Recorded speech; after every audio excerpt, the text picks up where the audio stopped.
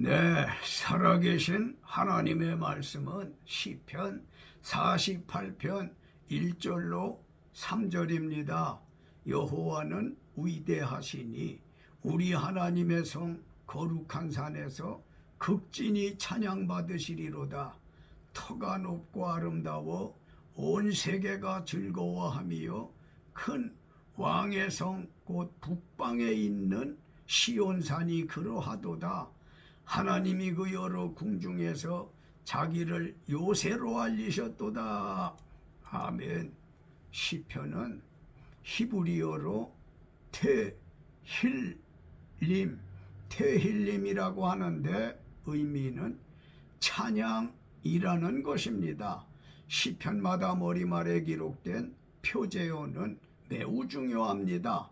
특정 시가 어떤 배경에서 누가 지었는지를 알아야 낭독할 때나 노래할 때 그 시에 맞도록 적용할 것이기 때문입니다. 시 48편은 표제에 보니까 고라자손의 시 곧 노래라고 표기되어 있지 않습니까? 이는 고라자손이 썼는데 이 시로 노래한 것처럼 지금도 계속해서 찬양하라는 겁니다. 찬양이라는 건 찬송과 같은 말씀으로 하나님께 감사와 영광을 돌리는 것을 말합니다. 시 47편에서 고라자손의 시로 하나님을 찬송할 이유 두 가지 말씀드렸었지요.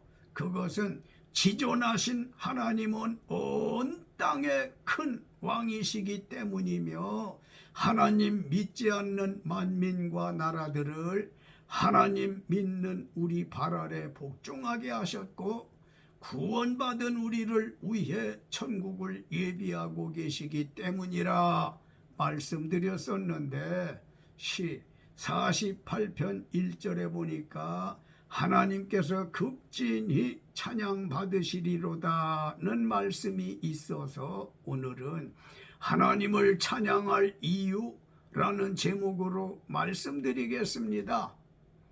하나님을 찬양할 이유는 무엇일까요?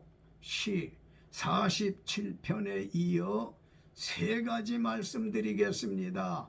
1절 여호와는 위대하시니 우리 하나님의 성 거룩한 산에서 극진히 찬양받으시리로다.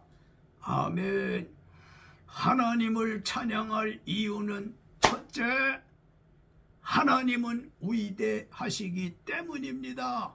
고라자손인 시인이 시 46편으로 48편까지 하나님의 영원한 통치와 은혜가 위대하심을 깨닫고 찬양한 것을 하나님의 성 거룩한 산에서 극진히 받으셨다고 했는데 여기서 하나님의 성 거룩한 산은 예루살렘을 의미합니다. 지리적이나 지역적으로 예루살렘은 다윗 시대부터 도읍지로 지정된 이스라엘의 수도였지만 영적으로는 예루살렘은 세계 각국에서 하나님의 부름을 받아 예수 믿고 죄 용서받은 이들의 영원한 마음의 고향이며 히브리서 12장 22절로 24절 하늘의 이름이 기록된 온전하게 된 의인들을 데살로니가전서 4장 13절로 17절 하나님께서 구름 속으로 끌어올려 공중에서 주를 영접하게 하시고 1000년 동안 잔치 후에 요한계시록 21장 2절 그 1000년 왕국을 새 예루살렘이라는 이름으로 공중에서 저 중동 예루살렘에 내리시어 영원한 천국이 되게 하실 것인데 우리 하나님이 위대하시지 않습니까? 고로 찬양해야 합니다.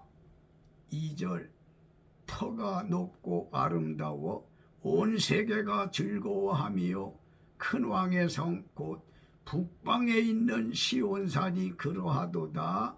아멘.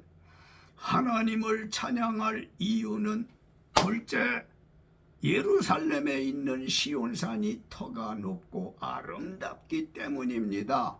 시 2편 6절 예루살렘에 있는 거룩한 산 시온산은 터가 높아 신비롭다는 것이고, 아름답다는 것은 시온산의 경치보다는 하나님의 임재를 뜻하는 성전이 거기 있었고, 그 성전 안에 하나님 말씀을 뜻하는 언약궤가 있었기에 아름답다는 것이니 찬양하라는 겁니다. 3절 하나님이 그 여러 궁중에서 자기를 요새로 알리셨도다. 아멘. 하나님을 찬양할 이유는 셋째, 여러 궁중에서 자기를 요새로 알리셨기 때문입니다. 하나님이 여러 궁중에서 자기를 요새로 알리셨다는 말씀의 의미는 무엇일까요? 궁중은 하나님이 임재해 계시는 교회를 뜻하고, 요새는 구원받을 피난처를 뜻합니다.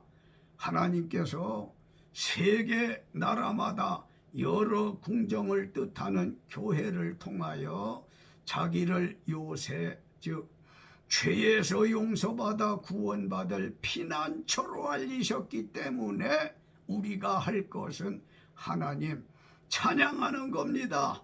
결론입니다. 하나님을 찬양할 이유는 무엇이라고 들으셨습니까?